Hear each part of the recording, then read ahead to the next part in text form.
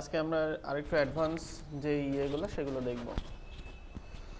তো তার মধ্যে রয়েছে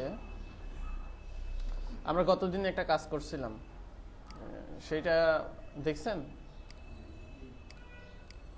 আচ্ছা, এখানে বের করি। আজকে কি বার? বুধবার। আচ্ছা, এর মধ্যে কিছু আছে কোনোটার মধ্যে?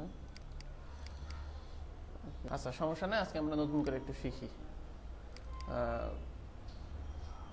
কোনো একটা টেমপ্লেট যখন আমরা তৈরি করব তখন সেই টেমপ্লেটের অনেক কিছু ডাইরেকশন আছে। তার মধ্যে রয়েছে সিএসএস এর কাজ আছে, তারপরে আরও বিভিন্ন ধরনের আমরা স্টাইলিং যুক্ত করব।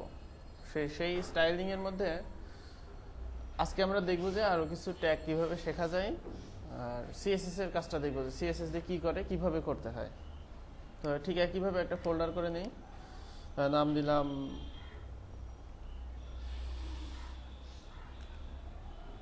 Test website. এইখানে ঠিক একইভাবে যেভাবে করছিলাম ইন্ডেক্স এইচটিএমএল।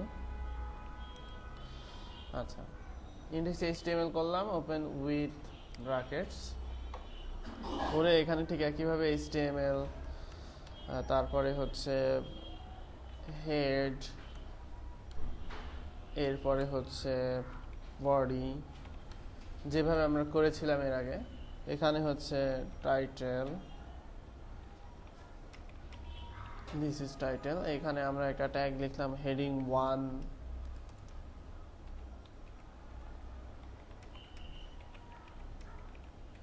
আচ্ছা, এই ব্র্যাকেটসে একটা এডিটর আছে। গুগল ক্রোম যদি ইনস্টল থাকে কম্পিউটারে, অবশ্যই আপনার গুগল ক্রোম, অপেরা, ফায়ারফক্স সবগুলো থাকবে। একটা ওয়েবসাইট শুধু একটা ব্রাউজারের জন্য না, সব ব্রাউজারে টেস্ট করতে হবে। তো এখানে একটা আছে লাইভ প্রিভিউ, আপনি চাইলে লাইভ প্রিভিউ দেখতে পারেন।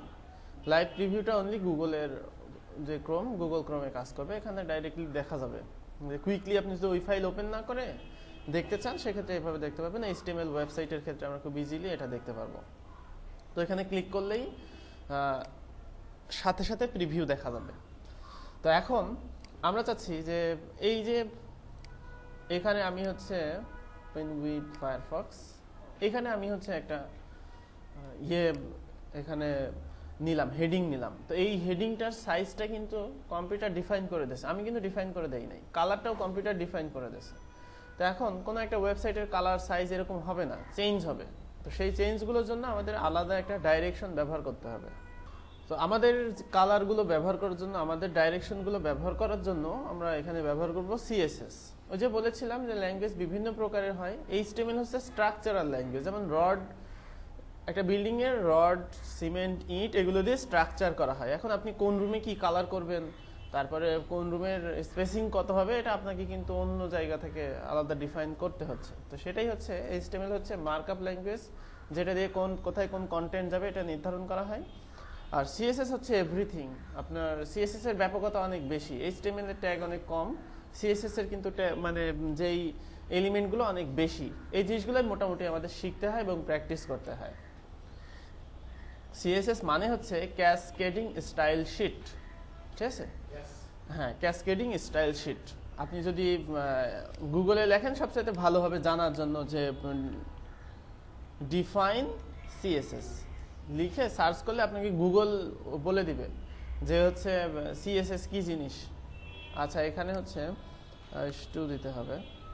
আচ্ছা, যাই হোক, তো এখান থেকে আপনি পাবেন এই যে উইকিপিডিয়াতে ক্যাসকেডিং স্টাইল শিটস। এটা দিয়ে কি করে, স্টাইলিং ল্যাঙ্গুয়েজ। এটা একটা style sheet language for describe the look and formatting of a document written in markup language. অর্থাৎ মার্কআপ ল্যাঙ্গুয়েজে যেটা লেখা হচ্ছে সেটা কেমন দেখাবে সেটার জন্য আমরা সিএসএস ব্যবহার করতে পারি। আচ্ছা, তো কোনো একটা সিএসএস ফাইল দুই রকমভাবে ব্যবহার করা যায়। সিএসএস ল্যাঙ্গুয়েজটা আমরা দুই রকমভাবে ব্যবহার করতে পারি। একটা হচ্ছে লিস্ট অফ ডাইরেকশন, একটা ফাইলে সেভ করে রাখলাম, সেটা হচ্ছে একটা। আর আরেকটা হচ্ছে যেখানে যেই ডাইরেকশন লাগবে সেখানে সেটা দিয়ে দিলাম। অর্থাৎ সেটা হচ্ছে যেমন প্রতিদিন অফিসে আসো, এটা আমি হচ্ছে একবার বলে দিলে সে হচ্ছে প্রতিদিন অফিসে আসবে। আর তার সাথে দেখা হলে বললাম যে অফিসে আসো, দেখা হলে বললাম অফিসে আসো, এরকম। তো একটা হচ্ছে এক্সটার্নাল স্টাইল শিট, যেটা আমরা সব টোটাল যে ডাইরেকশনগুলো একটা ফাইলের মধ্যে সেভ করে রাখবো। আরেকটা হচ্ছে ইন্টারনাল স্টাইল শিট, যেখানে যেটা লাগে সেখানে সেটা ব্যবহার করব এরকম। তো আমরা দুইটাই শিখবো। প্রথমে আমরা ইন্টারনাল স্টাইল শিটটা দেখি যে কীরকম। মনে করেন আমার এখানে আমি চাচ্ছি যে হেডিং 1-কে একটা ইন্টারনাল স্টাইল শিট দিব। আপনি এই বডি থেকে শুরু করে টোটাল যত এলিমেন্ট আছে সব এলিমেন্টকে আপনি ইন্টারনাল স্টাইল শিট দিতে পারবেন। অর্থাৎ আমি চাইলে বডিকেও দিতে পারবো, হেডিং 1-কেও দিতে পারবো, কিন্তু টাইটেলকে দিতে পারবো না, হেডকে দিতে পারবো না, HTML-কে দিতে পারবো না। অর্থাৎ আমাদের CSS হচ্ছে ভিজুয়াল, অর্থাৎ ইউজার যেটা দেখবে সেটাই হচ্ছে CSS। HTML এর মার্কআপ যেমন এই হেডিং ট্যাগের মধ্যে এমন অনেক কিছুই ব্যবহার হতে পারে যেটা ইউজার দেখবে না, কিন্তু অ্যাডমিনিস্ট্রেশনে থাকবে এটা। তো আমি যদি এখানে স্টাইল দিতে চাই সেক্ষেত্রে এখানে জাস্ট একটা স্পেস দিতে হবে। আমরা যেভাবে অ্যাট্রিবিউট লিখি সেভাবে এখানে স্টাইল এখানে দেখবেন চলে আসছে। এন্টার দিলে আপনার ওই যে অ্যাট্রিবিউটের ইকুয়াল, ডাবল কোটেশন সব চলে আসবে। তো এখানে আমি লিখতে পারি যে আমি কি চাচ্ছি। তো CSS এর ল্যাঙ্গুয়েজ লেখার একটা নিয়ম আছে, যেমন HTML এর নিয়ম আছে, তো ট্যাগ দিয়ে শুরু করবেন, আপনার কন্টেন্ট দেবেন, শেষ করবেন, অথবা সিঙ্গেল ট্যাগ হলে সেটা শুরু হয়ে শেষ হয়ে যাবে, এরকম আছে। CSS এর হচ্ছে কোনো একটা এলিমেন্টকে সিলেক্ট করার পরে, যেমন আমরা কোন এলিমেন্টটাকে এখানে সিলেক্ট করছি, হেডিং 1-কে সিলেক্ট করার পরে আমি কি করতে চাই সেটাই আমাকে বলে দিতে হবে। প্রত্যেকটা লেখার পরে আমাকে এখানে হচ্ছে সেমিকোলন দিয়ে সেটাকে পৃথক করে দিতে হবে। এটার নিয়ম হচ্ছে, যেমন আমি চাচ্ছি যে কালার দিতে হবে ইস্টু মানে হচ্ছে আমার কালার হচ্ছে আমার CSS এর যে ডাইরেকশন, সেই ডাইরেকশনটার নাম। ইস্টু দিয়ে আমি ডাইরেকশন নামটা শেষ করলাম। এবার আমাদের ভ্যালু, অর্থাৎ আমি কি চাচ্ছি, কালার আমি কি চাচ্ছি। কালার দুইভাবে দেওয়া যেতে পারে, একটা হচ্ছে হেক্স কোড আর আরেকটা হচ্ছে কালারের নাম। তো যতগুলো কালারের নাম আছে, রেড, গ্রিন, ব্লু, কিন্তু আমি যদি এই কালারের এক্স্যাক্ট এই কালার চাই, যে আমাদের দেওয়ালের যে কালারটা আছে আমাদের অফিসের, এটা যদি চাই, এই কালারটা কিন্তু কোনো নাম নাই, কারণ একটু শেড হতে পারে, একটু মানে বিভিন্ন প্রকারের হতে পারে, এত কালারের নাম কিন্তু নাই। মানে অনেক কালার, লাখ লাখ কোটি কোটি কালার আছে। হয়তো এখানে হচ্ছে মোবাইল কিনতে গিয়ে দেখতে পারবেন যে ওইখানে দেওয়া থাকে যে এত 65,000 কালার সাপোর্টেড, এরকম আর কি। তো যেগুলো হচ্ছে আমরা নাম দিয়ে আইডেন্টিফাই করতে পারবো। রেড মানে রেডের কোনো ইয়ে নাই, রেড হলেই বুঝতে হবে এটা লাল এই কালারের। তো সেক্ষেত্রে আমি যদি এখানে রেড দিয়ে দিই, এই হচ্ছে আমাদের CSS লেখার নিয়ম। তো আমি এখানে একটা ডাইরেকশন দিলাম, একটা ডাইরেকশন দুই ভাগে বিভক্ত, একটা হচ্ছে ডাইরেকশনের নাম, দেন ইস্টু, তারপরে দিতে হবে হচ্ছে আপনার ভ্যালু, অর্থাৎ আপনি কি চাচ্ছেন। তো এবার আমি যদি এটা দেখতে চাই, এখানে রিফ্রেশ করলে দেখতে পারবো যে আমাদের এই যেই লেখাটা সেটা লাল হয়ে গেছে। এইভাবে আপনি যদি মনে করেন রেড, গ্রিন, না ওইটা লাইটিং না, ওইটা রোদ আসছে, ঠিক আছে। আচ্ছা, তো আমরা এখানে কালার দিলাম হচ্ছে গ্রিন, অর্থাৎ এখানে গ্রিন হয়ে গেল। আচ্ছা, হেক্স কালার কোড আমি এত পাবো কোথায়, হেক্স কালার কোড পাবো? তো কালার কোডের হচ্ছে, আপনি যদি ফটোশপ ইউজ করেন, অবশ্যই ওয়েব ডিজাইন করতে হলে ফটোশপ ব্যবহার করতে হবে। ফটোশপ যদি ব্যবহার করেন, আপনি যে কোনো কালার এখান থেকে পেতে পারেন। এই যে এখানে ক্লিক করবেন, ক্লিক করলে যে কালার পিকারটা আছে, এখান থেকে আপনি কালার চেঞ্জ করে নিতে পারছেন। সাপোজ আমি এই কালারটা দিতে চাই, এখানে যেখানে নেব সেই কালারটার এই যে একটা হ্যাশ দিয়ে যে হেক্স কোড আসছে, এইটাই হচ্ছে সেই কালারের মান, অর্থাৎ কালারের কোড। তো এইটা কপি করব, কপি করার পরে এবার আমি এখানে কালার হ্যাশ, আমার যে মানে 6টা বর্ণ দিয়ে যে কালারের কোডটা, এটা দিলে এখন যদি আমি রিফ্রেশ করি, সেক্ষেত্রে আমরা দেখবো যে আমাদের ওই কালারটা হয়ে গেছে। অর্থাৎ কালার আমরা দুইভাবে ব্যবহার করতে পারি। আচ্ছা, এখন এখানে আমরা ডিফল্ট একটা ফন্ট সাইজ পাচ্ছে। আমি যদি মনে করি যে আমার মতো করে ফন্ট সাইজ হবে, সেক্ষেত্রে এখানে আরেকটা ডাইরেকশন আমাকে লিখতে হবে। একটা ডাইরেকশন আমি লিখলাম, আরেকটা ডাইরেকশন লিখতে হলে সেমিকোলন দিতে হবে। সেমিকোলন দিয়ে ওইটাকে পৃথক করে তারপরে এবার আমি লিখলাম ফন্ট সাইজ, আমি দিলাম 50 পিক্সেল। তো এখানে আমি যদি যাই, ফন্ট সাইজ 50 পিক্সেল, মানে এটা 50 পিক্সেলের ফন্ট সাইজ হলো। এভাবে আমি হচ্ছে কোনো একটা এলিমেন্টকে এভাবে স্টাইলাইজ করতে পারি। বিভিন্ন প্রকারের CSS এর স্টাইলাইজ আছে, আমরা আস্তে আস্তে দেখবো সেগুলো। তো এখানে আমি আবার বোঝাই বলি যে কোনো একটা এলিমেন্টকে স্টাইল শিট দেওয়ার দুইটা নিয়ম আছে। একটা নিয়ম হচ্ছে ইন্টারনাল স্টাইল, আর একটা নিয়ম হচ্ছে এক্সটার্নাল স্টাইল। এক্সটার্নাল স্টাইল হচ্ছে বিভিন্ন কমান্ডগুলো একটা ফাইলের মধ্যে সেভ রেখে সেটাকে HTML এর সাথে পাইয়ে দিতে হবে। আর আরেকটা স্টাইল হচ্ছে যে কোনো একটা এলিমেন্টকে নির্দিষ্ট করে সেখানে স্টাইলটা লেখা, সেটা হচ্ছে কি ইন্টারনাল না এক্সটার্নাল বলেন তো? ইন্টারনাল, অর্থাৎ ওইটা ওর মধ্যেই থাকছে, অন্য কোনো ফাইলে যাচ্ছে না। আর এক্সটার্নাল কোনো ফাইল থেকে আসলে সেটা হচ্ছে আমাদের এক্সটার্নাল স্টাইল। তো এইভাবে, আচ্ছা, তো আমরা দেখলাম যে এখানে দুইটা আমরা এখানে ব্যবহার করছি। আচ্ছা, আমি ফন্ট সাইজ একটু বাড়াই দিতে পারি চাইলে, ঠিক আছে এখন? আচ্ছা, তো এখানে আমি হচ্ছে এখানে দিলাম হেডিং এর একটা স্টাইল। আমি যদি মনে করি আরেকটা আমি এখানে দিতে চাই, মনে করেন আমি এখানে নিলাম H2, এখানে দিলাম যে হেডিং 2, একে যদি আমি স্টাইল দিতে চাই, তো আমরা ইন্টারনাল স্টাইল শিট শিখলাম। এখন আমরা দেখবো যে কিভাবে এক্সটার্নাল স্টাইল শিট আমরা ব্যবহার করতে পারি। এক্সটার্নাল স্টাইল ব্যবহার করার যে নিয়মটা আমি কি বলেছি, যে আমার কমান্ডগুলো অন্য একটা ফাইলের মধ্যে সেভ করতে হবে। আচ্ছা, অন্য একটা ফাইলের মধ্যে সেভ করতে হবে, সেই ফাইলের এক্সটেনশন হবে আমার হচ্ছে দিলাম স্টাইল ডট সিএসএস, এটা হচ্ছে সিএসএস ফাইল হলো। এবার আমি এখান থেকে যাব ওপেন উইথ ব্র্যাকেটস, তো এখানে আমি সিএসএস লিখবো। তার আগে এই ফাইলটার সাথে এই ফাইলের একটা রিলেশন থাকতে হবে, তা নাহলে যেমন আমরা ইমেজ নিয়ে আসার সময় কি করলাম, ওই ফোল্ডারেই একটা ইমেজ থাকলো, সেই ইমেজকে ইমেজ সার্চই করে দিলাম, তাই না? তো এখানেও কিন্তু আমাকে সেই HTML এর ফাইলের সাথে রিলেশন করে দিতে হবে। এটা তো আর এমন না যে সিএসএস ফাইল পেজের নির্দিষ্ট একটা জায়গাতে শো করবে, এরকম তো না, জাস্ট সে কাজ করবে, অর্থাৎ তার সাথে রিলেশন করায় দিতে হবে। তো সেই জন্য আমরা এখানে করতে পারি লিংক।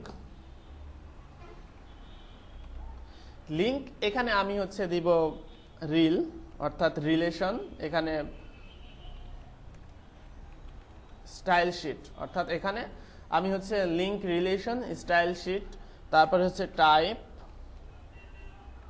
টেক্সট সিএসএস, অর্থাৎ টেক্সট সিএসএস আমরা ইউজ করছি। যদি HTML5 এগুলো লাগে না, তারপর আপনাদের 4.1 থেকে শুরু করছি, এই জন্য এগুলো দেখা লাগবে। তারপরে এবার আপনি এখানে দেন যে আপনার ফাইলটা কোথায় থেকে আসছে, অর্থাৎ হ্যাঁ HREF, অর্থাৎ আপনার যে ফাইলটা, অর্থাৎ এখানে সেই ফাইলটা দিতে হবে স্টাইল ডট সিএসএস। অর্থাৎ এখানে কিন্তু লিঙ্কের তিনটা অ্যাট্রিবিউট আমরা ব্যবহার করছি। প্রথম অ্যাট্রিবিউটটা হচ্ছে লিঙ্ক রিলেশন স্টাইল শিট, অর্থাৎ এটা যেহেতু একটা স্টাইল শিট সেহেতু আমরা স্টাইল শিট হিসেবে ব্যবহার করছি। তারপরে হচ্ছে টাইপ টেক্সট সিএসএস, দেন আমরা হচ্ছে কোথা থেকে ফাইলটা লিঙ্কিং করছি সেটাতে HREF মানে হচ্ছে এখানে হচ্ছে হাইপার রেফারেন্স, অর্থাৎ হচ্ছে আমার কোন ফাইলটা রেফারেন্স হিসেবে ব্যবহার করছি সেটা আর কি এখানে দিয়ে দিতে হবে এক্সটেনশন সহ। এক্সটেনশন ছাড়া দিলে কিন্তু এখানে কাজ করবে না। আচ্ছা, তো এখন সিএসএস দিয়ে কাজ করতে হলে আমাদের একটা পেজে তো শুধুমাত্র একটা হেডিং থাকবে না, অনেকগুলো হেডিং থাকবে, অনেকগুলো দেখা যাচ্ছে যে ইমেজ থাকবে। তো আমরা কোনো একটা রুমে যদি লাল রং করতে চাই, মিস্ত্রিকে কি বলবো যে ডান পাশে গিয়ে যেই রুমটা পাবা আমাদের ড্রয়িং রুম, ওই ড্রয়িং রুমের হচ্ছে ডান পাশের দেওয়ালটা লাল রং হবে, এরকম বলে দিব না? যদি আমি বলি যে আমাদের বাড়িতে গিয়ে রং করো, সে এক রুম রং করবে, সে তো খুঁজে পাবে না। তো এই যে কোনো একটা অংশকে আমি স্টাইল করতে চাচ্ছি, সেই অংশটাকে আমাকে নির্বাচন করে দিতে হবে, সিএসএস কে বলে দিতে হবে যে আমি এই অংশটাকে নির্বাচন করছি। তো এটাকে বলা হচ্ছে যে সিএসএস সিলেক্টর। সিএসএস সিলেক্টর হচ্ছে কোনো একটা অংশকে নির্বাচন করে দেওয়া। তো এটা সিলেক্টর দুই প্রকারের আছে, একটা হচ্ছে আইডি সিলেক্টর আর একটা হচ্ছে class selector. ID selector class selector কি, যে প্রায়োরিটি দেওয়া হয়েছে এখানে, যে মনে করেন আপনি দুইটা রং মিস্ত্রিকে পাঠাইলেন, একটা হচ্ছে সিনিয়র রং মিস্ত্রি, সে হচ্ছে খুব ভালো রং করতে পারে, দুইজনকে পাঠিয়ে বললেন যে তুমি হচ্ছে আমাদের বাড়ি গিয়ে রং করে আসো ডান পাশের ওই রুমটা। এখন সিনিয়র রং মিস্ত্রি যদি রং শুরু করে দেয়, জুনিয়র কি ঢুকবে? ওখানে ঢুকবে না। সে সিনিয়রকে একটা প্রায়োরিটি দেবে, একটা সম্মান দেবে, সেই জন্য সে কিন্তু এখানে আর যাবে না। তো সেই জন্য আইডি এবং ক্লাসকে এরকম দুইটা ভাগে ভাগ করা হয়েছে সিলেক্টরকে, একটা হচ্ছে আইডি আর একটা হচ্ছে ক্লাস। তো আইডিটা হচ্ছে প্রায়োরিটি বেশি, সে কিন্তু একবারই ব্যবহার করা যাবে। একটা আইডি কোনো একটা ওয়েবসাইটে আইডি হতে হবে ইউনিক, ওই আইডির সাথে কোনো আইডি মিলবে না, ওই আইডি একবারই ব্যবহার হবে। আর ক্লাস আপনি অনেকগুলো ইউজ করতে পারেন। তো সেই জন্য আমরা মেইনলি, যেহেতু আইডির লিমিটেশন আছে, হ্যাঁ পাওয়ার বেশি কিন্তু আইডির লিমিটেশন আছে, এই যে লিমিটেশনের জন্য আমরা অলওয়েজ ক্লাস ব্যবহার করব। আর যেখানে আমাদের প্রয়োজন, যেখানে আমরা দেখব যে আমাদের আইডি ইউজ করা দরকার, সেখানে আমরা ইউজ করব। তো কোথায় কোনটা ইউজ করব সেটা আমরা পরে জানবো। আপাতত আপনারা ক্লাস ব্যবহার করেন, আইডির কথা ভুলে যান, মনে করেন আইডি নামে কিছু নাই, আপাতত ক্লাস ইউজ করেন, পরবর্তীতে আইডি দেখা যাবে। তো এখন আরেকটা সিলেক্টর আছে যেটা হচ্ছে ট্যাগ নেম সিলেক্টর। অর্থাৎ সার্বজনীনভাবে মনে করেন আপনি চাচ্ছেন পেজে যত হেডিং 2 আছে সবগুলোকে সিলেক্ট করব, বা পেজের ওই ট্যাগটা যত আছে সবগুলোকে সিলেক্ট করব, সেই ক্ষেত্রে আমরা ব্যবহার করতে পারি। এখানে যেমন একটা ট্যাগ আছে বডি, তারপরে আছে H1, তারপরে আছে H2, তাই না? আমি এখানে আরও কয়েকটা H2 নিয়ে নিই, তাহলে আপনারা বুঝতে পারবেন। এখানে আমি অনেকগুলো H2 নিলাম। তো এখন সিএসএস-এ গিয়ে আমি এখানে যদি লিখি H2, অর্থাৎ আমি এখানে H2 লিখলাম, এবার আমাকে সেকেন্ড ব্র্যাকেট দিয়ে এখানে শুরু এবং শেষ করে দিতে হবে যে এইটা সিএসএস কোডগুলো লেখার জন্য। এটা হচ্ছে নিয়ম। ওইখানে যেমন আমরা স্টাইল অ্যাট্রিবিউটের মধ্যে লিখলাম, এখানে আমাদের দুইটা অংশ। একটা অংশ হচ্ছে আমাদের যে আপনার সিলেক্টর, সেইটা এবার ব্র্যাকেটের মধ্যে আবার হচ্ছে আমাদের কোডগুলো লিখবো। যেমন আমরা এর আগে লিখেছিলাম যে আমি এখানে কালার দেই, কালার ইয়েলো। তো ইয়েলো কালার দিয়ে এবার আমি যদি এখানে যাই, সেক্ষেত্রে আমরা দেখবো যে যত হেডিং আছে সবগুলোর ইয়েলো হয়ে গেছে। অর্থাৎ আমরা বলে দিয়েছি হেডিং 2, যত হেডিং 2 পেজের মধ্যে থাকবে সবগুলোর কালার ইয়েলো হয়ে যাবে। কিন্তু আমি চাচ্ছি না যে সবগুলোর কালার ইয়েলো হোক, আমি নির্দিষ্ট হেডিং 2-কে চেঞ্জ করব। তো সেই ক্ষেত্রে আমরা এখানে কি করতে পারি, এখানে গিয়ে ক্লাস আমি এখানে দিলাম যে টেস্ট নামে আমার একটা ক্লাস আছে। এখন থাক হেডিং 2 এর কালার ইয়েলো থাক, সবগুলো ইয়েলো হোক, কিন্তু আমি যদি এখানে দেই যে টেস্ট নামে দেই, সেক্ষেত্রে আমি যদি এখানে দেই কালার গ্রিন, তো এখানে কি হবে যে আমরা যেটাকে টেস্ট হিসেবে নিয়েছি সেটার কালার কিন্তু চেঞ্জ হবে, অর্থাৎ আমরা এখান থেকে চেঞ্জ করতে পারছি। তো আমরা আইডির ব্যাপারটা একটু শিখে নেই। যেমন এটাকে আমি যদি আইডি দিতে চাই, জাস্ট এখানে আইডি নিতে হবে, নিয়ে মাই এটা দিলাম। তো এখন আমি যদি এখানে দেই মাই, তারপরে এখানে দিলাম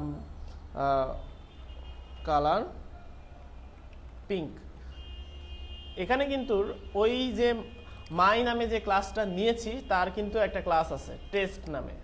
এখন মাইতে যদি দেই, সেক্ষেত্রে আমি যদি এখানে যাই, গ্রিনটা কিন্তু পাবে না, অর্থাৎ আইডিটা হচ্ছে সিনিয়রটাকে সে কিন্তু প্রায়োরিটি দেবে, এই জন্য এখানে কিন্তু কালারটা এরকম হয়ে গেছে। তো এইভাবে আরো অনেক সিএসএস দেওয়া যায়, আমরা আস্তে আস্তে সেগুলো দেখবো যে সিএসএস কি দেওয়া যায়, এখানে কেমন করে সিএসএস আরো অনেক শেখা যায়, সেই জিনিসগুলো দেখবো। মেইনলি এখানে ব্যাপারটা হচ্ছে, যেটা আমি আবার প্রথম থেকে বলি, যে কোনো একটা ওয়েবসাইটে যদি আপনি স্টাইল দিতে চান, দুইভাবে দেওয়া যায়, একটা হচ্ছে এক্সটার্নাল আর একটা হচ্ছে ইন্টারনাল। এক্সটার্নাল মানে হচ্ছে আপনি আপনার যে কমান্ডগুলো, যেমন এই যে এখানে আমি কমান্ডগুলো একটা ফাইলের মধ্যে সেভ রাখছি, সেই ফাইলটা আমি এখানে লিংক রিলেশন করে দিয়ে দিয়েছি। আর ইন্টারনাল হচ্ছে আমি স্টাইল অ্যাট্রিবিউটের মধ্যেও ঠিক একইভাবে এখানে ব্যবহার করতে পারি। এটা ব্যবহার করার এই হচ্ছে দুইটা পদ্ধতি। আপনি যদি সিএসএস ফাইলের মধ্যে করেন, সেক্ষেত্রে আপনাকে যেটা করতে হবে, আপনার সিলেক্টর দেন সেকেন্ড ব্র্যাকেট দিয়ে ঘিরবেন, এবার এর মধ্যে আপনি লিখবেন। মনে করেন এখানে ইয়েলো, আমি ফন্ট সাইজ দিতে চাই 20 পিক্সেল, তাহলে কি করব, এখানে একটা সেমিকলন দেব, দেওয়ার পরে এখানে দিব ফন্ট সাইজ, এখানে আমি দিলাম 20 পিক্সেল, তাহলে আমাদের এখানে 20 পিক্সেল করে ফন্ট সাইজ হবে। তো এই হচ্ছে আমাদের স্টাইল নিয়ে যে কাজটা, যে স্টাইল শিট লোড করা যে কাজটা, সেটা। এখন তাহলে আমরা দেখলাম যে কিভাবে স্টাইল শিটের কাজ করতে হয়, সিএসএস কিভাবে কাজ করে। কিন্তু এইভাবে এলোমেলো করে কাজ করে কোনো মানে জাস্ট একটা প্র্যাকটিসের জন্য যে আমরা দেখলাম কিভাবে, কিন্তু একটা ওয়েবসাইট তো কখনো এরকম হয় না। এরকম হয় কোনো একটা ওয়েবসাইটে গেলে আমরা কিন্তু এরকম দেখি না। ওয়েবসাইট হবে সাজানো গোছানো। কিরকম, আমরা একটা এক্সাম্পল ওয়েবসাইট যদি দেখি, যে কোনো একটা ওয়েবসাইটই দেখতে পারি, W3 স্কুলস, যে কোনো একটা ওয়েবসাইট আমরা যদি এখানে যাই, এখানে একটা ওয়েবসাইটের কি থাকে, এখানে এই যে এটা হচ্ছে হেডার, তারপরে হচ্ছে এটা হচ্ছে মেনু, আমরা দেখেই বুঝতে পারছি এখানে ক্লিক করলে কোনো একটা জিনিস পাওয়া যাবে। তারপরে আমরা এখানে এইগুলো হচ্ছে অ্যাডভার্টাইজ, এখানে হচ্ছে তাদের কন্টেন্টগুলো, তারপরে আছে হচ্ছে ফুটার, এই যে ফুটারে কন্টেন্টগুলো আছে। এই যে ওয়েবসাইটটা ভাগ করে সুন্দর করে দেয়। এখন বলেন এই ওয়েবসাইটটা দেখতে সুন্দর লাগছে নাকি এটা দেখতে সুন্দর লাগছে? অবশ্যই এটা দেখতে সুন্দর লাগছে। তো আমাদের ওয়েবসাইটের লেআউট সম্পর্কে জানতে হবে, ওয়েবসাইট টেমপ্লেটিং সম্পর্কে জানতে হবে। সেই জন্য আমাদের কি করতে হবে, আপনি যদি বাংলাদেশের মানচিত্রের দিকে তাকান, এটা কিন্তু ভাগ আছে। কি কি ভাগ আছে? বিভাগীয় অনুযায়ী ডিভিশন, মানে এখানে ডিভিশন করা আছে। তো ডিভিশনের অর্থাৎ 6টা ডিভিশন মিলেই একটা ওয়েবসাইট। তো আমরা যদি এইটাকেও একটা ডিভিশন হিসেবে ধরি, এটা একটা ডিভিশন, এটা একটা ডিভিশন, এই টোটালটা একটা ডিভিশন, এটা একটা ডিভিশন, এরকম যদি ধরি, সেক্ষেত্রে আমাদের এইভাবে লেআউট চিন্তা করতে হবে। আমি যদি আপনাদের একটা লেআউট আঁকাই ইমেজ পেইন্টে, তো মনে করেন এইটা হচ্ছে একটা ব্রাউজার, এটা হচ্ছে আমাদের একটা ব্রাউজার। আমরা হচ্ছে ব্রাউজারের মাঝখানে ওয়েবসাইটটা দেখি, তাই না? কোন একটা ব্রাউজারের মাঝখানে ওয়েবসাইটটা দেখি। তো এখানে হচ্ছে ওয়েবসাইটের কয়টা অংশ থাকে, মনে করেন এইটা থাকলো হচ্ছে আমাদের, এইটা হচ্ছে আমাদের একটা ওয়েবসাইটের হেডার। হেডারও আবার অনেক সময় 2টা অংশ থাকে, যেমন এখানে থাকে লোগো আর এখানে থাকে হচ্ছে কল করার জন্য। তো আমরা একটা ব্যানার দিয়ে দিব। তারপরে এইটা হচ্ছে আমাদের একটা ওয়েবসাইটের মেনু। মেনু আবার ভাগ ভাগ থাকে, এই হচ্ছে একটা মেনু, এই হচ্ছে একটা মেনু, এখানে একটা মেনু, এখানে একটা মেনু। এই হচ্ছে আমাদের একটা ওয়েবসাইটের মেইন মেনু। তারপরে আমাদের একটা ওয়েবসাইটে থাকতে পারে হচ্ছে ফুটার, অর্থাৎ ফুটারে copyright.website.com এরকম। আর এরপরে একটা থাকতে পারে হচ্ছে, এই পাশে আমাদের থাকতে পারে কন্টেন্ট সেকশন, আর এই পাশে আমাদের থাকবে হচ্ছে সাইড বার। তো একটা ওয়েবসাইটকে এইভাবে ভাগ করা হয়, বিভিন্ন ডিভিশনে ভাগ করা হয়। তো এই ভাগ করাগুলো আমাদের মেইনলি জানতে হবে। তো আমরা যদি এরকমই একটা পেজ তৈরি করতে চাই, সেক্ষেত্রে আমরা কি করতে পারি, আমাদের যে ইন্ডেক্স HTML-টা আছে, এটাতেই আমরা যদি করতে চাই, সেক্ষেত্রে বডি থেকে আমাদের শুরু হবে, তাই না?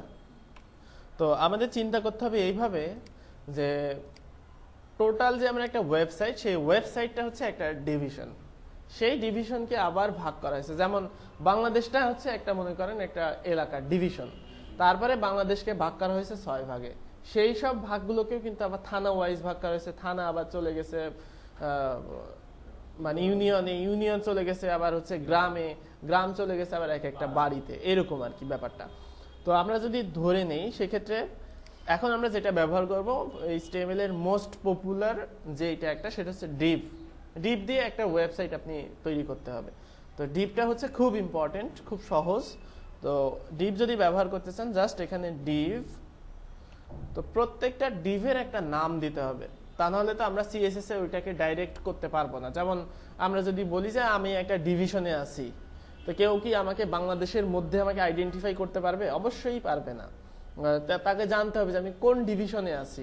তো সেই জন্য ডিভের নাম দেওয়ার জন্য আমরা কি ব্যবহার করব? ক্লাস, আইডি না, ক্লাস ব্যবহার করব। তো এখানে ক্লাস, তো আমি নাম দিলাম যে টোটাল, মানে ইয়ের নাম দিলাম হচ্ছে মেইন ওয়েবসাইট বা র্যাপার, এই বিভিন্ন ধরনের নাম হয়। আপনারা আস্তে আস্তে নামগুলো শিখে নেবেন যখন আমরা করব। তো মেইন নামে নাম দিলাম। এবার তার বাকি নিচের কন্টেন্টগুলো কিন্তু এই নিচে হবে না, কারণ ওই ডিভিশনের মধ্যে হবে। কোন মানে বাংলাদেশের কোনো একটা ডিভিশন কি ইন্ডিয়ার মধ্যে আছে? অবশ্যই নাই। তো সেই জন্য আমরা এখানে এন্টার দিয়ে দিব। আচ্ছা, দিয়ে এবার আমি এখানে লিখব যে এর মধ্যে কয়টা ডিভিশন আমি চাই। যেমন কয়টা ডিভিশন আছে এর মধ্যে, আমরা যদি এরকম একটা ওয়েবসাইট করতে চাই, সেক্ষেত্রে আমরা একটা ওয়েবসাইটকে চিন্তা করব রো হিসেবে, অর্থাৎ কলাম হিসেবে না, রো হিসেবে চিন্তা করব। তাহলে আমাদের জন্য খুব সহজ হয়ে যাবে। যেমন এখানে রো আছে 1, 2, 3, 4, 4টা রো আছে। আর রো এর মধ্যে কয়টা করে কলাম আছে সেটা আমরা পরবর্তীতে কলামগুলো আমরা দিয়ে দিব। কিন্তু যে কোনো একটা ওয়েবসাইটকে চিন্তা করতে হবে কিভাবে? রো হিসেবে। যেমন এই ওয়েবসাইটের কয়টা রো আছে দেখেন তো। এই নীল এরিয়া, এটা একটা রো 1, এটা হচ্ছে 2, তারপরে এই যে সাদা এরিয়া থেকে এই এরিয়াটা হচ্ছে 3, আর এখান থেকে এই পর্যন্ত এই এরিয়াটা হচ্ছে 4। কোনো একটা এরিয়ার মধ্যে অনেকগুলো কলাম থাকতে পারে। যেমন এইটার মধ্যে একটা কলাম, 2টা কলাম, 3টা কলাম, 4টা কলাম, 5টা কলাম। এইটার মধ্যে এটা হচ্ছে মেনু, কোনো কলাম ছাড়া। আবার এটার মধ্যে 2টা কলাম হয়েছে, একটা হচ্ছে মেইন কন্টেন্ট আর একটা হচ্ছে সাইড বার। মেইন কন্টেন্টের মধ্যে আবার ডিভ নিয়ে এসে হচ্ছে এখানে আবার রো আছে, এইটা একটা রো, এই দুটা মিলে একটা রো, এই টোটালগুলো মিলে একটা রো, তারপর এইটা হচ্ছে আরেকটা রো। অর্থাৎ কলামের মধ্যেও আবার অনেক রো করা থাকতে পারে। পরবর্তীতে যখন আমরা বড় বড় ওয়েবসাইট করব তখন এগুলো আরো ভালো বুঝতে পারবো। এখন জাস্ট আমরা দেখি যে এখানে হচ্ছে আমাদের আছে 4টা ডিভ। তো আমরা আমাদের যে টেমপ্লেট সেই টেমপ্লেটের মধ্যে নিব হচ্ছে ডিভ, এখানে ডিভ ক্লাস, এখানে আমি প্রথমে নিলাম কি হেডার, তারপরে ডিভ শেষ। এবার হেডারের মধ্যে কিন্তু আর হবে না, অর্থাৎ 4টা হবে হচ্ছে পরপর পরপর, আবার ডিভিশন এক একটার মধ্যে হবে না। তো এখানে আমি আবার নিব হচ্ছে ডিভ ক্লাস মেইন মেনু, অর্থাৎ আমরা এখানে মেনু নিব, এইটা একটা। তারপরে আসছে হচ্ছে ডিভ ক্লাস, এখানে আমাদের হবে হচ্ছে মেইন কন্টেন্ট। তারপরে আছে হচ্ছে ডিভ ক্লাস ফুটার, অর্থাৎ আমরা এখানে ফুটার নিলাম। তো এখানে আমরা একটা ওয়েবসাইট দেখে নিলাম যে এরকম একটা ব্যানার হবে, এইটা একটা মেইন মেনু হবে, এইটা হচ্ছে আমাদের কন্টেন্ট হবে, আর এটা হচ্ছে সাইড বার হবে, আর এটা হচ্ছে ফুটার হবে। তো হেডারের মধ্যে আমাদের কোনো রো এর ভাগ নাই। এখানে কি হবে, এখানে হচ্ছে আমরা একটা বড় একটা ব্যানার দিয়ে দিব। মনে করেন আমি চাচ্ছি যে এই ব্যানারটাই দিয়ে দিতে, জাস্ট এটা সেভ করে নেই, সেভ ইমেজ অ্যাজ ডেস্কটপ। এখানে আমি সেভ করে নিলাম যে ব্যানার নামে, ব্যানার ডট জেপিজি, অর্থাৎ ব্যানারটা আমি চাচ্ছি ওখানে আসুক। তো এখানে আমি এখানে নিব কি ইমেজ সোর্স, এখানে আমরা নিব হচ্ছে ব্যানার জেপিজি, তাহলে আমাদের এখানে হেডারে ব্যানার আসবে। তারপরে হচ্ছে আমাদের যেই সেকশনটা, সেই সেকশনটা হচ্ছে মেইন মেনু। মেনু করার জন্য আমাদের যেটা করতে হবে সেটা হচ্ছে ইউএলএলআই লিস্ট করতে হবে। আপনারা ইউএলএলআই শেখেন নাই, ইউএলএলআই কি করে করতে হয়। তো এখানে আমি দেখাই, এখানে ইউএলএলআই করতে হলে ইউএল মানে হচ্ছে আনঅর্ডার্ড লিস্ট, লিস্ট আকারে দেওয়ার জন্য। তো আমরা লিস্ট আকারে নিয়ে সেটাকে সিএসএস দিয়ে মেনুকে রূপান্তরিত করে ফেলবো। তো ইউএল এর মধ্যে হবে হচ্ছে এলআই, এক একটা আইটেম। তো প্রত্যেকটা মেনুতে আবার ক্লিক করলে অন্য জায়গায় যাবে, তাই না? ক্লিক করলে অন্য জায়গায় যাওয়ার জন্য সেটাকে বলা হচ্ছে অ্যাঙ্কর, অর্থাৎ হচ্ছে লিঙ্ক দেওয়ার জন্য। অ্যাঙ্করের যেটা একটা সেটা হচ্ছে এ দিয়ে এ পাশে পাশে ঘিরতে হয়, আর মাঝখানে অ্যাট্রিবিউট দিতে হয় যে কোথায় যাবে সেটা ডাইরেকশন এইচআরইএফ, অর্থাৎ হাইপার রেফারেন্স দিয়ে দিতে হয় যে ওখানে ইউজার ক্লিক করার পরে ইউজার কোথায় যাবে। তো আমরা আপাতত ওইটা কোথাও যাইতে দিব না, জাস্ট ওখানে হ্যাশ দিয়ে রাখবো। হ্যাশ মানে হচ্ছে ডেড লিঙ্ক। তো এখানে এ, তারপরে এখানে আমরা হাইপার রেফারেন্স, এখানে আমরা দিয়ে রাখবো হ্যাশ। হ্যাশ মানে হচ্ছে ডেড লিঙ্ক, অর্থাৎ ওখানে লিঙ্কে ক্লিক করলে কোথাও যাবে না, ওখানেই থাকবে। আর এখানে আমরা দিলাম হোম, অর্থাৎ আমাদের একটা ওয়েবসাইটে যে যে মেনু হতে পারে, হোম হতে পারে, অ্যাবাউট হতে পারে। তো আমরা এখন পরে আমার আরো এলআই দরকার, জাস্ট আমি কি করবো, কন্ট্রোল ডি দিয়ে কপি করে নিব আমাদের যতগুলো দরকার। যেমন এখানে আমাদের দরকার অ্যাবাউট বা অ্যাবাউট, তারপরে হতে পারে কন্ট্যাক্ট, ভিডিওস, ফটোস, আদার্স, বা যে কোনো ধরনেরই হতে পারে। তো এই হচ্ছে আমাদের একটা আনঅর্ডার্ড লিস্ট। মেইন কন্টেন্টের এখানে আমাদের হবে হচ্ছে কয়টা সেকশন, 2টা সেকশন, অর্থাৎ এখানে একটা হবে কন্টেন্ট আর একটা হবে সাইড বার। তো এখানে আমি ডিভ ক্লাস, এখানে দিলাম যে content, Depp class side bar. তো আমরা এর মধ্যে অবশ্যই কন্টেন্ট দিব, যে কন্টেন্টের মধ্যে থাকবে যে হেডিং 1 দিলাম ওয়েলকাম টু ওয়েবসাইট, আর এখানে একটা প্যারাগ্রাফ দিব। তো এখানে প্যারাগ্রাফ যদি আমি দিতে চাই, আমি প্যারাগ্রাফ নিয়ে আসি।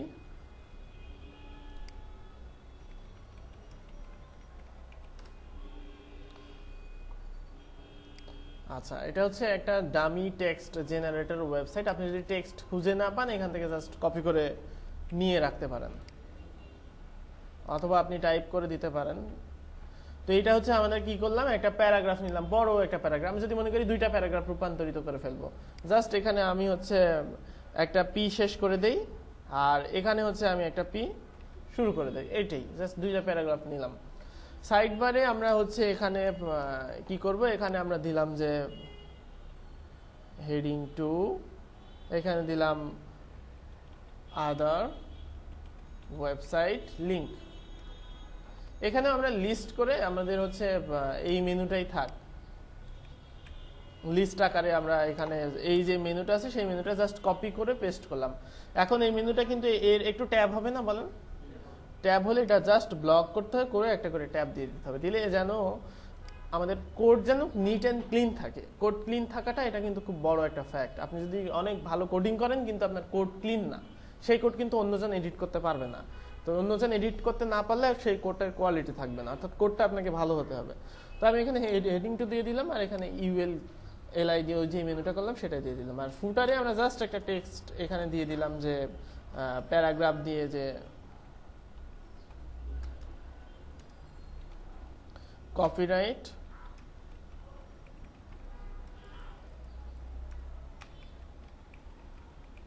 আর ফাউন্ডেশন এরকম দিয়ে দিলাম। তো এখন আমরা জাস্ট এই পেজটাকে যদি এখন ভিজিট করি সেক্ষেত্রে আমরা দেখবো যে আমাদের এরকম আসছে।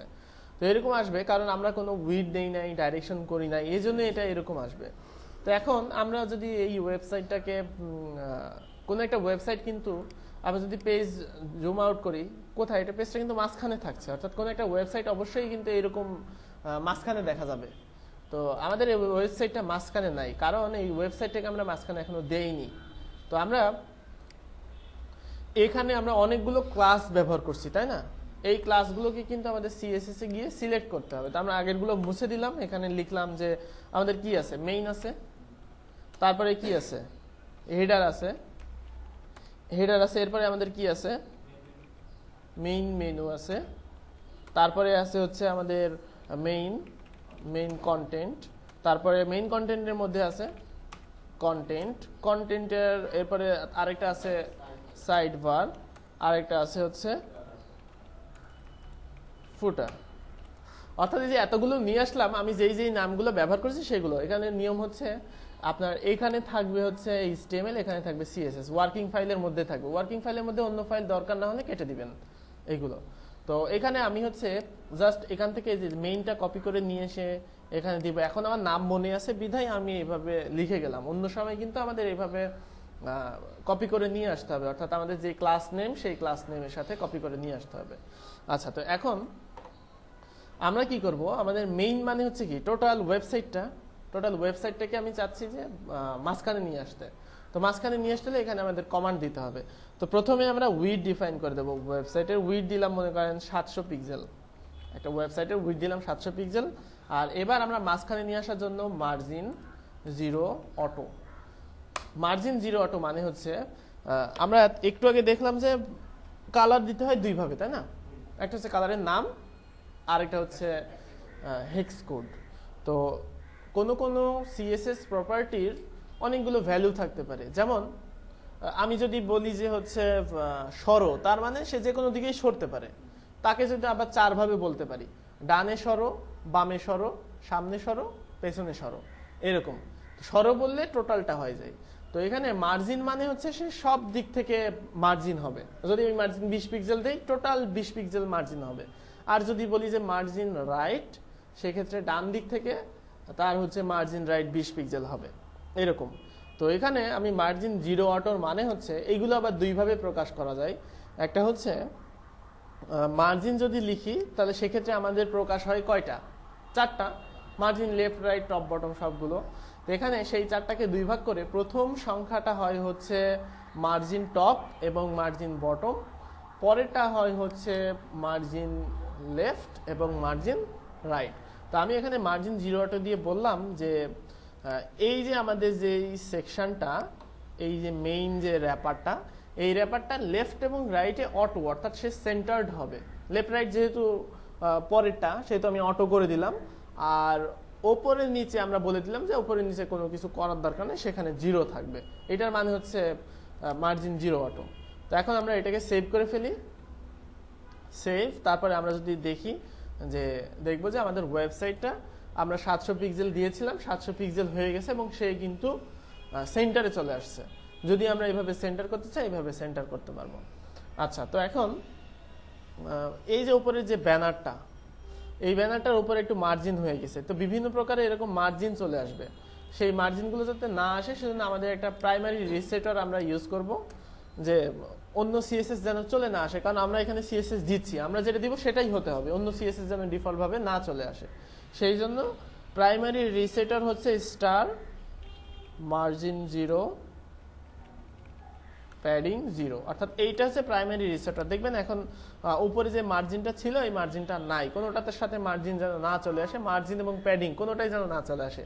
আর মার্জিন এবং প্যাডিং কিভাবে কাজ করে সেটা আমি বোঝাই দিচ্ছি একটু পরে। তো এখন এই ইমেজটাকে যদি আমরা সিলেক্ট করতে চাই তাহলে আমরা কিভাবে সিলেক্ট করব? আমরা প্রথমে আমাদের কোডিং দেখতে হবে। এই হচ্ছে আমাদের কোডিং, আমরা এই ইমেজকে সিএসএস দিয়ে সিলেক্ট করতে যাচ্ছি। তাহলে এটাকে কিভাবে সিলেক্ট করব? এখানে অ্যাঙ্কর নাই, এখানে আমাদের সিলেক্ট হতে পারে হচ্ছে ডট হেডার দিয়ে আমরা সিলেক্ট করব ডিপটাকে, আর তারপরে তার মধ্যে আছে কি আইএমজি।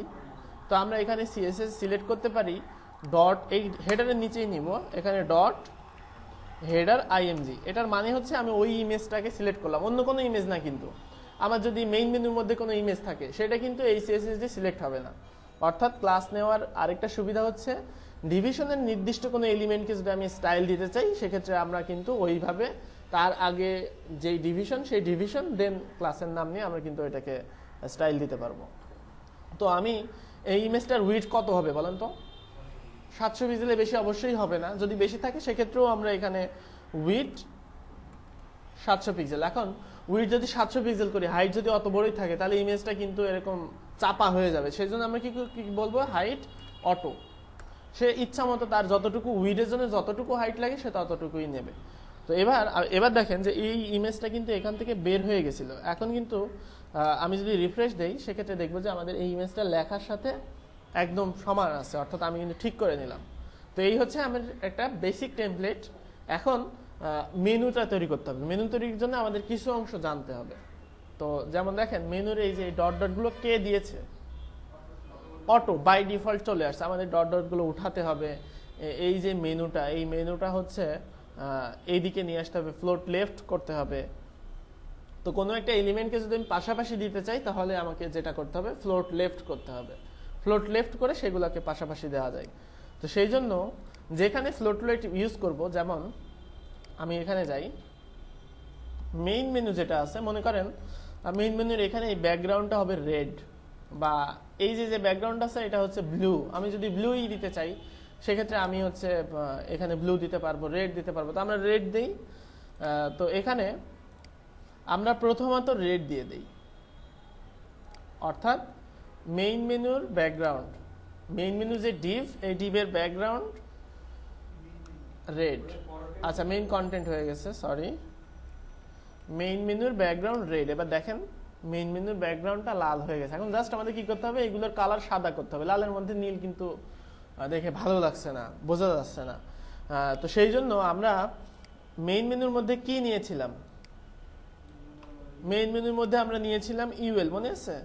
ইউএল এর মধ্যে কি আছে, এলআই আছে। এলআই এর মধ্যে কি আছে, এ আছে, অর্থাৎ এলআই এর মধ্যে অ্যাঙ্কর আছে। এইভাবে সিলেক্ট করতে হবে প্রত্যেকটা আইটেমকে। আমরা যদি সিলেক্ট করতাম যে মেইন মেনু এ, তাহলে আমাদের হতো না। তাহলে দেখা যাচ্ছে মেইন মেনুর মধ্যে যদি অন্য কোনো এ থাকতো তাহলে সেটাও মেনু হয়ে যাইতো। আমরা যাচ্ছি ইউএলটাকেই মেনু করতে, সেই জন্য এভাবে সিলেক্ট করতে হবে। এভাবে সিলেক্ট করার নাম হচ্ছে নেস্টেড সিলেক্ট, অর্থাৎ নেস্টেড এন মানে হচ্ছে নেস্টেড। আমি এটা দেখাই দিব আর কি আরো যখন অ্যাডভান্সে যাব।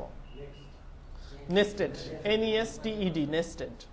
আচ্ছা, তো এখন ইউএল এ যেটা, আর মানে ইউএল মানে হচ্ছে কি, আনঅর্ডার্ড লিস্ট।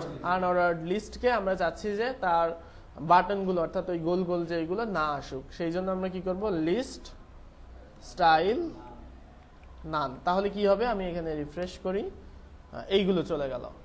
এখন লিস্ট স্টাইল নান, এলআই কি করব হচ্ছে overflow, sorry float left. Float left করলে আমাদের একটা সমস্যা হবে।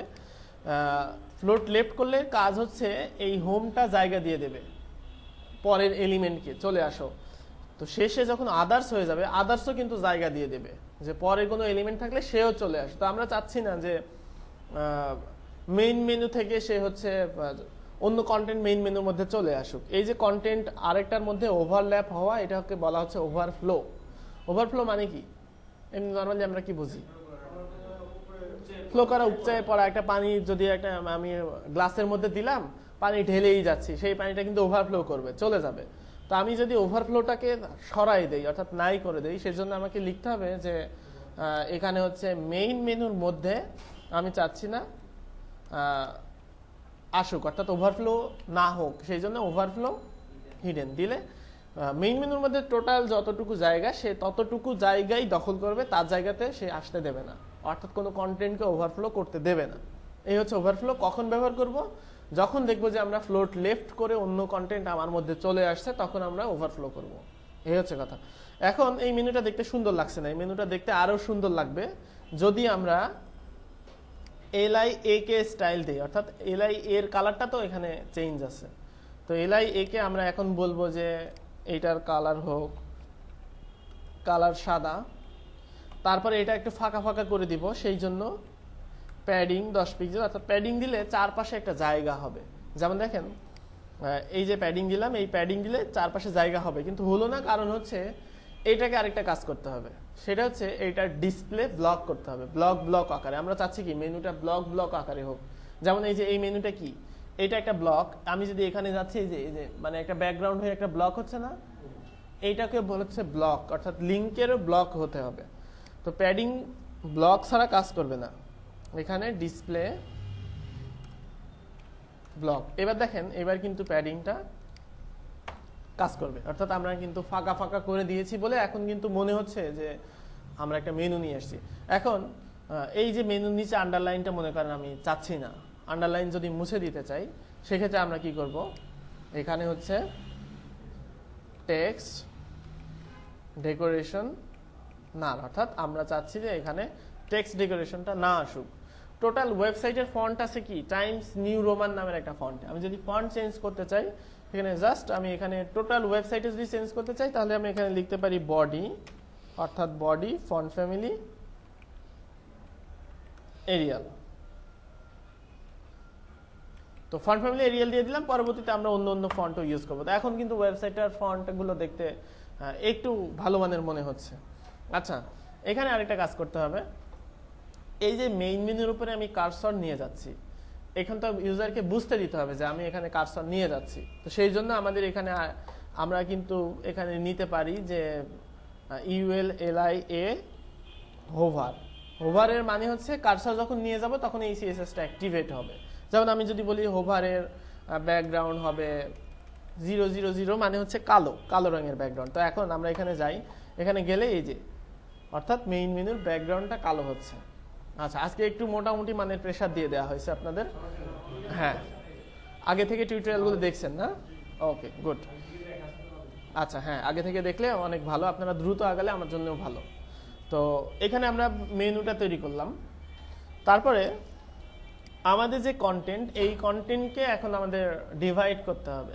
মনে করেন মেনুর নিচে আমি একটু জায়গা যাচ্ছি, তারপরে কন্টেন্ট আসুক মেইন মেনু এরিয়ার নিচে, অর্থাৎ মেইন মেনুর নিচে আমরা এখন কি করব, এখানে মার্জিন বটম 20 পিক্সেল, অর্থাৎ আমি এখানে নিচে মার্জিন চাচ্ছি, ডানে বামে অন্যদিকে কোথাও না। সেক্ষেত্রে আমরা কিন্তু স্পেসিফাই করে দিলাম। এখন দেখেন যে সে হচ্ছে মেইন মেনু দেন মার্জিন বটম 20 পিক্সেল নিয়ে আসলো। আমি যদি মনে করি হেডিং এর নিচে আর একটু জায়গা দরকার, তাহলে এখানে আমি কি করতে পারি, main menu H1, sorry main কন্টেন্টের মধ্যে আছে ওইটা, main content H1 margin bottom 20 pixel. অর্থাৎ আমাকে জানতে হবে যে আমি কার নিচে কাকে স্টাইল দিতে চাচ্ছি। আমি এখন দিতে চাচ্ছি যে একে, আমি যদি ওপরেরটা দিয়ে দিই তাহলে তো অবশ্যই হবে না, তাই না?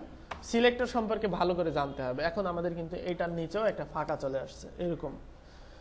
এখানে প্যারাগ্রাফের নিচেও মার্জিন দরকার আমাদের, যেহেতু আমরা মার্জিন অমিট করে দিয়েছি ডিফল্ট মার্জিন। তো সেই জন্য আমরা এখানে কি করব, মেইন মেনু এখানে পি মানে হচ্ছে প্যারাগ্রাফ, এটারও মার্জিন বটম দেব, এটারও মার্জিন বটম দিলে এই যে এক একটা প্যারার নিচে আরেকটা মার্জিন হবে এরকম। তো এইভাবে আমি কিন্তু মার্জিন দিতে পারি। তো এখন আসেন ফ্লোটিং সম্পর্কে একটু জানি। ফ্লোটিং মানে হচ্ছে আমরা এখানে ফ্লোট করলাম যে যার যত উইড লাগে সে তত উইড নেবে, কিন্তু আমি এখানে চাচ্ছি একটা নির্দিষ্ট উইড, অর্থাৎ আমি 700 পিক্সেলের মধ্যে চাচ্ছি যে আমার সাইড বার হোক 250, তাহলে আমার কন্টেন্ট কত হবে, 450, কিন্তু সাইড বার আর কন্টেন্ট যদি পরস্পরের সাথে জোড়া লেগে থাকে তাহলে কিন্তু আমাদের হচ্ছে ওইখানে ভালো হবে না দেখতে, তার মাঝখানে একটু ফাঁকা দিতে হবে। তাহলে আমরা কি করব, কন্টেন্টের মার্জিন রাইট দেব অথবা আমরা সাইড বারের মার্জিন লেফট দিব, যে কোনো একটা দিতে পারি। তো আমরা সাইড বার থেকে শুরু করি। তো এখানে সাইড বার হচ্ছে আমার কি হবে, ফ্লোট রাইট, অর্থাৎ সাইড বার যাবে ডান দিকে। আর এটার উইডথ দিব আমি 250 পিক্সেল, মার্জিন লেফট দিব 20 পিক্সেল। তারপরে কি করব, এখানে হচ্ছে মেইন কন্টেন্টে যাতে নিচে ফুটারকে ওভারল্যাপ না করে সেই জন্য এখানে ওভারফ্লো দিয়ে দিব, ওভারফ্লো হিডেন। যেখানে ফ্লোট লেফটের ব্যবহার সেখানে কিন্তু ওভারফ্লো ব্যবহার করতে হবে। আর কন্টেন্টের জায়গাতে আমরা এখানে কি করব, কত উইডথ হচ্ছে বলেন তো, 430 পিক্সেল। কেন, আবার 250 ওখানে আর 20 ওখানে ও নিয়ে নিছে, এই জন্য আমাদের 400 ইয়ে। তারপরে এখানে ফ্লোট, এটা কোন দিকে আসবে, লেফট, অর্থাৎ বাম দিকে আসবে। তাহলে এবার দেখেন যে সে হচ্ছে এখানে নিয়ে নিছে আর এখানে হচ্ছে ইয়ে করে নিয়েছে। এখন এই লিস্টও আমি চাচ্ছি না যে এই লিস্ট হোক। এই লিস্ট যদি আমি না চাই সেক্ষেত্রে আমি কি করতে পারি, ওই লিস্ট যদি আমি না চাই সেক্ষেত্রে আমরা ওই ইউএলটা আছে কার মধ্যে, সাইড বারে, এখানে লিস্ট স্টাইল নাম। আর আরেকটা কাজ করি, সাইড বার ইউএল এলআই নিয়ে রাখি, এর মধ্যে এলআই এর মধ্যে কি হবে, এর আমি এখানে প্যাডিং দেই, প্যাডিং বটম, অর্থাৎ আমি প্যাডিং লেফট লাগবে না, প্যাডিং রাইট লাগবে না, অর্থাৎ আমি চাচ্ছি এলআই এর এক একটা ইয়ের মধ্যে ফাঁকা হোক। তো এলআই এর মধ্যেও দেওয়া যাইতে পারে, এলআই এতেও দেওয়া যেতে পারে। যেমন আমি এখানে এলআইতে দেই, এলআইতে যদি এখানে দেই মার্জিন বটম 10 পিক্সেল, অর্থাৎ আমি চাচ্ছি কি যে এটা লিস্ট চলে গেলে আর এর নিচে নিচে ফাঁকা হবে, এই যে এর নিচে নিচে ফাঁকা হয়ে গেছে। এখন এটা যদি কালার চেঞ্জ করতে চাই, যেমন কালার যদি আমি কালো চাই সেক্ষেত্রে কোথায় দেবো বলেন তো, এই কালারটা হচ্ছে এলআই এর, সেই জন্য আমি এতে দিব হচ্ছে কালার 666, মানে একটু ধূসর কালার। আর এখানে আমি দিলাম টেক্সট ডেকোরেশন, আমি চাচ্ছি আন্ডারলাইন আসুক, টেক্সট ডেকোরেশন নাম। তাহলে এখানে আমাদের এইটার কালার চলে যাবে এবং টেক্সট ডেকোরেশনটাও চলে যাবে। এখন মনে করেন এর নিচে একটা করে দাগ হলে আমাদের সুন্দর হতো, এই দাগ মানে হচ্ছে বর্ডার। তো আমরা যদি বর্ডার দিতে চাই সেক্ষেত্রে এলআই এর বর্ডার দেই, বর্ডার বটম। বর্ডার বটমে 3টা পার্ট, বর্ডার অনেক রকমের হয়।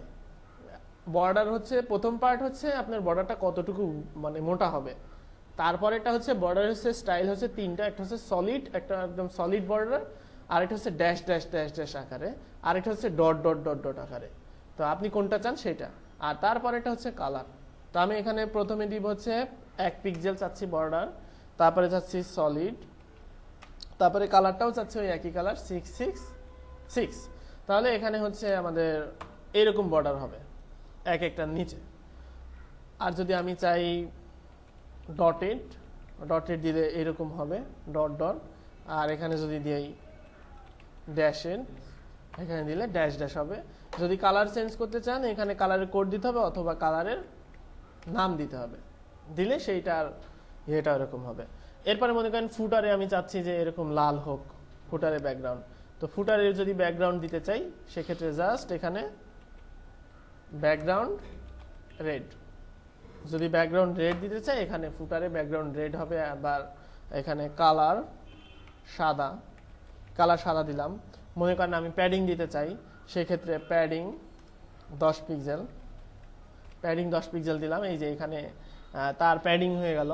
এরপর মনে করেন আমি চাচ্ছি লেখাটা মাঝখানে যাবে, সেক্ষেত্রে আমি কি করব, টেক্সট অ্যালাইন সেন্টার। এই যে সিএসএস দিয়ে আমি একটা ওয়েবসাইটে আমূল পরিবর্তন করে ফেলতে চাচ্ছি, অর্থাৎ আমাদের যে লেআউটটা এখানে করলাম অনলি আমরা HTML এবং CSS দিয়ে ব্যবহার করলাম। এখানে আরো অনেক CSS কোড আছে, যেই CSS কোডগুলো আপনি নতুন শিখছেন, যেমন টেক্সট অ্যালাইন সেন্টারের আর কি হতে পারে, টেক্সট অ্যালাইনের আর কি হতে পারে, এটা আপনাকে শিখে নিতে হবে।